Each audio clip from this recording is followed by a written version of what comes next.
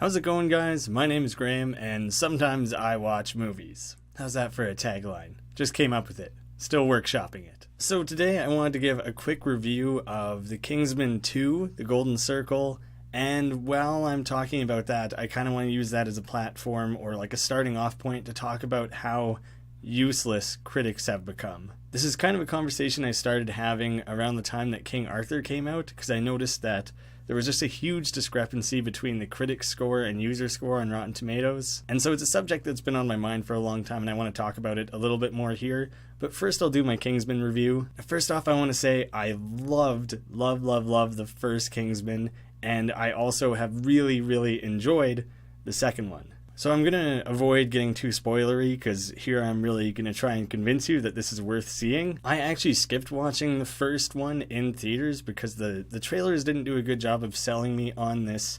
shithead young English kid becomes super cool spy. The trailers just made it look like such a dumb concept, and it made the main character look so unlikable, and like I just didn't get it.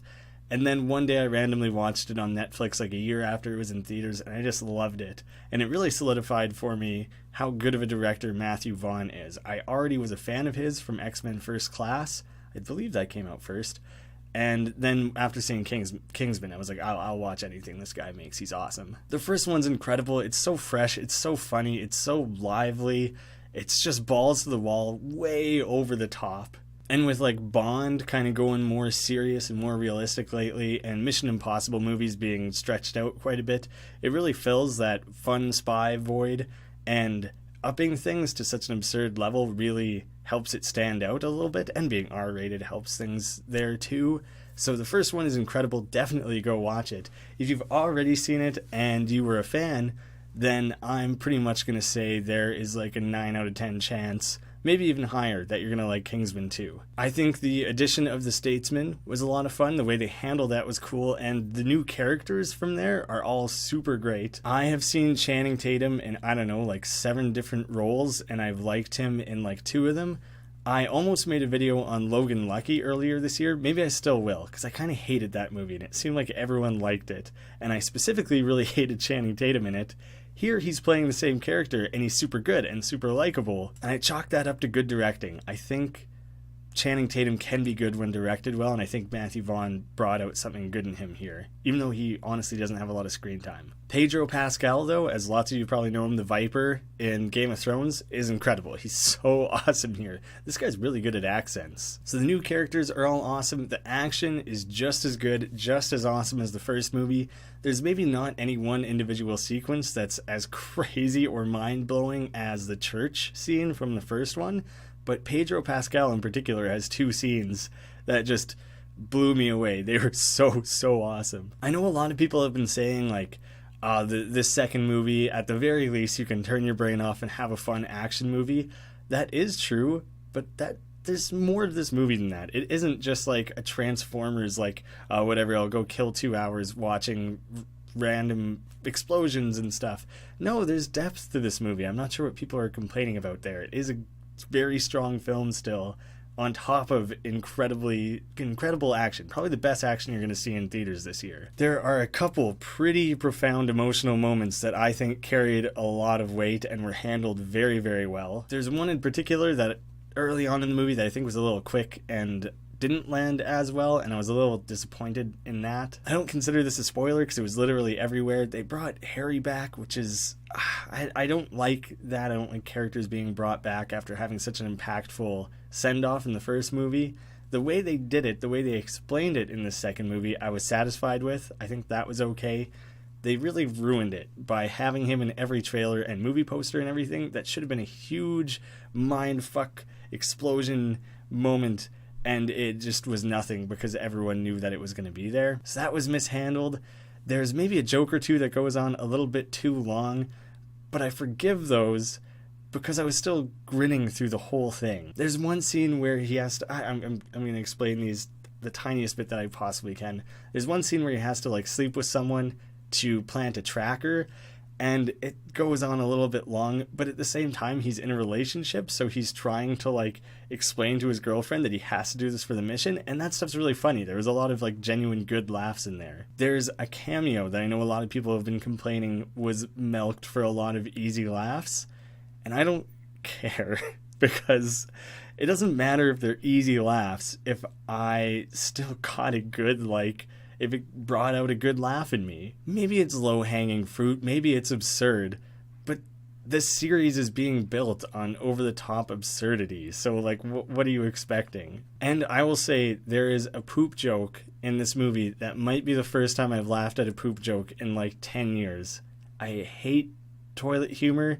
It is so impossibly hard to do it in a way that I find funny. It's just has to be perfect, and I laughed pretty damn hard in this one scene. Another great villain. Her plan was maybe not as great as the plan in the first movie. It has to do with drug users, and honestly the way her plan was carried out, any casual drug user after this event would never touch drugs again. So she immediately just exiled half of her, like, user base, half of her clientele, or whatever you would call it. So that's not a very well thought out plan. But she was a fun, over-the-top villain, the same way that Sam Jackson was. I think that's really funny to, rather than having like a deep, dark, brooding, cold, calculated, perfect villain that's like a counterpart to Eggsy or something. I don't know. I think that's not necessary. I like this ridiculousness, this way over the top shit that they're doing. Hey, and they bring back a character as a secondary villain. That was really smart, and the way they explained that was really smart. Great decision there. I thought that was awesome. Is the movie perfect? No. Is it as good as the first? Maybe not, but I would give the first one like a 9 out of 10, and I would give this one like an 8 out of 10. It's a very worthy sequel. It's still so much fun. You're going to have a lot of big laughs. I think it's absolutely worth seeing. And now this is where I want to bitch about critics and the state that that's in right now. The first movie had something like a 75 from the critics on Rotten Tomatoes, and the second one has a 49 right now. And I cannot for the life of me understand why. What were they looking for? What more did they want from this movie? In what ways did they see it having shortcomings? It's not as new and novel as the first one, but that's because it's a sequel. It could have just been the exact same movie again. Would you have liked that? I don't know. The movie tries to take some twists and turns and switch things up a little bit. It's more of everything that you loved from the first one, and then new stuff like The Statesman and all that side stuff. I don't know what it takes to become a critic on Rotten Tomatoes. I assume it's just like setting up a blog or something, in which case anyone can be a critic, and that's such garbage. If there's a critic that you know and have been following and have come to trust, then that's really valuable. If they typically recommend movies or disapprove of movies, and that tends to fall in line with your tastes, that's great. Cling on to that. That's a very valuable resource. Follow that person and allow them to kind of help curate what movies you watch. If you don't have time to watch everything, which not everyone does, then have them kind of pick and choose and help find movies that you're interested in watching. That's awesome. That's great that you have that. That's really hard to find in an internet world where anyone at any time can become a critic. And it really is annoying how often and how much more representative the user scores are on Rotten Tomatoes, but the way it's set up on the website is it just shows the critic scores unless you specifically go to the movie's page. So I think the Kingsman 1 and 2 from the users were 85 and 75, and that is way more representative.